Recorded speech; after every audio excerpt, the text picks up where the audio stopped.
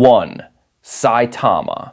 Saitama, known as the Caped Baldy, is the protagonist of One Punch Man, and hands down the strongest hero in the series. He started off as just an ordinary guy, but after 3 years of an absurdly basic workout, 100 push-ups, 100 sit-ups, 100 squats, and a 10-kilometer run every day, he gained godlike power.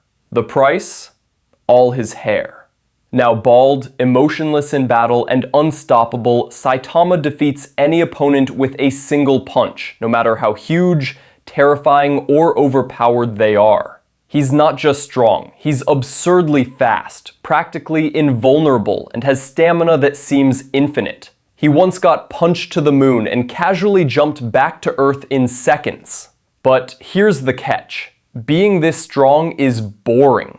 Saitama is trapped in a loop of effortless wins, leaving him emotionally numb and searching for a challenge that never comes. Still, his journey isn't empty. Friendships with Genos, King, and others slowly bring warmth back into his life, and while he doesn't seek fame or recognition, one thing's clear. When true god-level threats arise, Saitama can grow even stronger if needed. With no power ceiling and a deadpan sense of humor, he's the ultimate safety net in a world full of chaos. 2. Garou.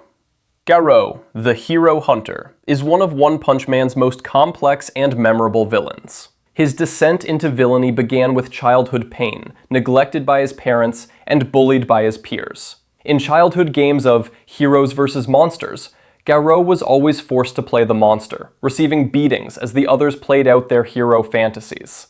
This experience, combined with his empathy for the losing monsters on TV, planted the seeds of a deep resentment for the concept of heroes. As he grew older, Garou rejected hero society and sought to become the ultimate evil, a symbol of fear that would unite humanity against him, shattering the belief that heroes were always right. Garou's training under Master Bang made him a master martial artist, with an extraordinary ability to adapt and grow stronger during battle. His talent for mimicking his opponent's moves and evolving on the fly made him an increasingly dangerous foe. As Garou faced stronger heroes, his body began to monsterize, developing spikes, enhanced senses, and even regenerative abilities. The longer the fight, the more powerful he became, earning the label of a evolving monster. In his cosmic fear mode, Garou reached a godlike level of power, gaining nuclear energy attacks and the ability to manipulate gravity. He even matched Saitama's serious punches briefly. Despite this immense strength, Garou ultimately realized the destruction he was causing, and returned to his former mentor, Bang, for redemption. Garou's journey from bullied child to near god and back to a humble student is a tragic and emotional one, making him a truly compelling god-level threat. 3rd God.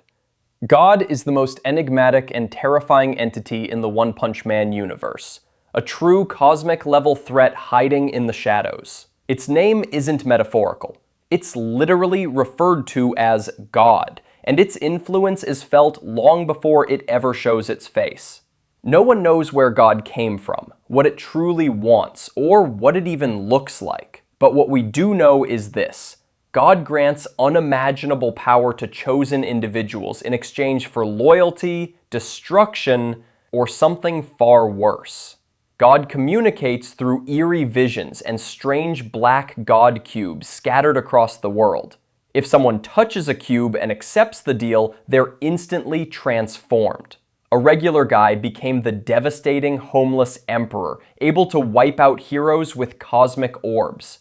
Garou, after encountering God, was gifted with Cosmic Fear Mode, a form so powerful it could rival Saitama and warp reality. The scale of power God grants isn't random. It adjusts based on the user's potential. A drop of power can create a city-level disaster. A full dose, world-ending.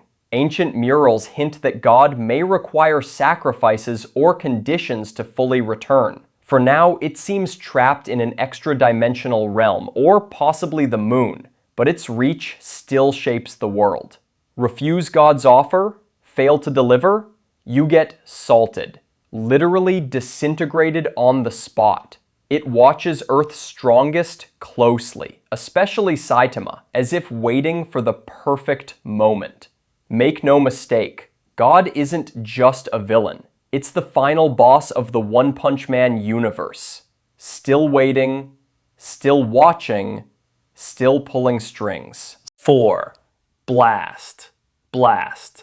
The S-Class Rank 1 hero is more myth than man until he isn't. For years, fans and heroes alike speculated if he even existed. He never showed up to hero meetings, never joined flashy battles, and didn't even take credit for saving the world.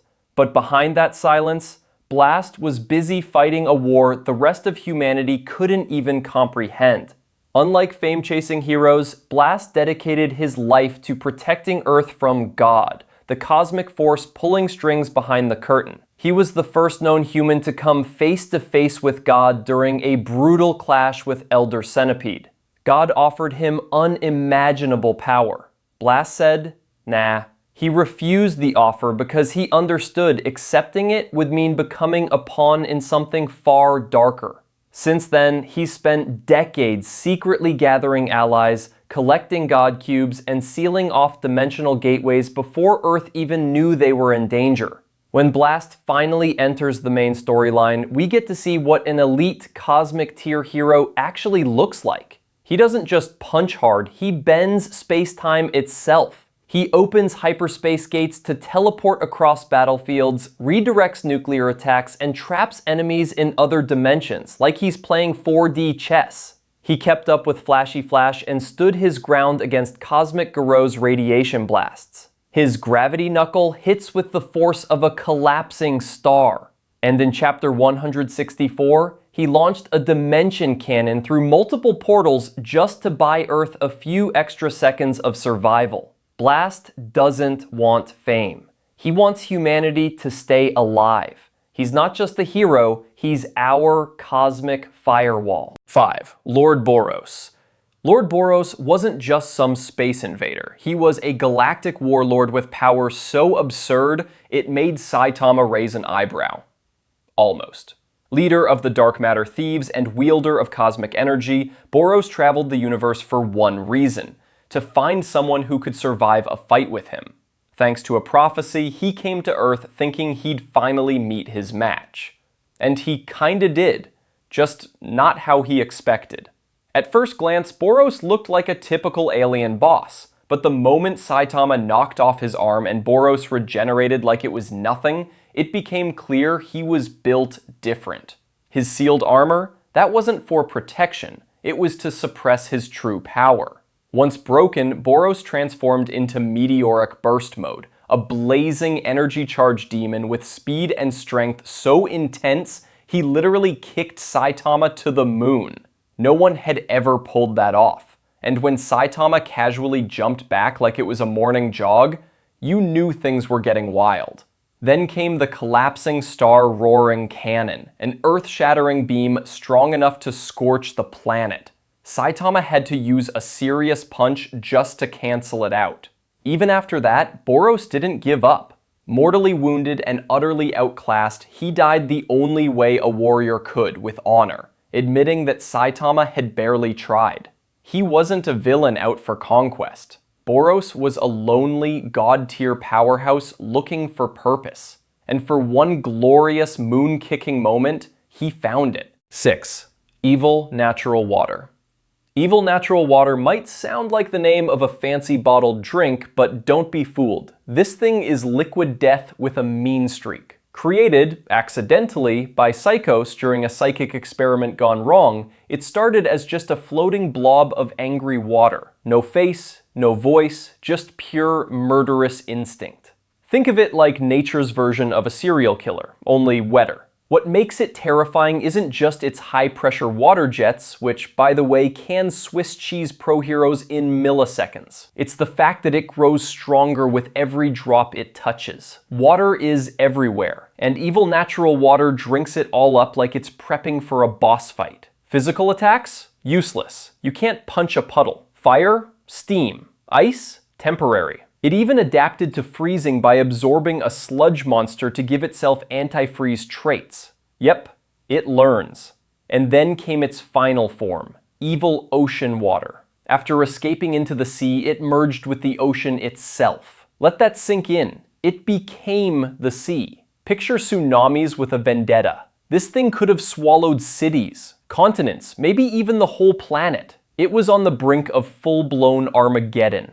Luckily, Saitama punched it so hard it split apart. But even then, it survived briefly until Pig God ate it like leftovers. It took Saitama's serious punch plus a bottomless pit of a hero to stop it. No motives, no speeches, just one goal: drown everything. That's god-tier terror right there. King, the strongest man alive. King is an S-class hero, globally feared, widely respected, and nicknamed the strongest man on Earth. Sounds terrifying, right? Plot twist. He's just a regular dude. No powers, no super strength, just a guy who happens to have the best poker face in anime history and the wildest luck imaginable. His legend started when he happened to be near scenes where monsters were obliterated by Saitama, but since no one saw Saitama, they assumed King did it. Over time, this harmless misunderstanding snowballed into a global myth. Now, whenever King shows up, monsters panic, heroes cheer, and civilians pray, all while King stands there sweating bullets, desperately trying not to die. His King engine? Just his terrified heartbeat. His ultimate move, the Purgatory Hellfire Burst Wave Motion Cannon? Completely fake. But the bluff works. In one of the funniest and most iconic scenes, King stands alone in front of dragon-level monsters, yells a made-up attack name, and they freeze in fear. Meanwhile, Garou secretly one-shots them behind the scenes.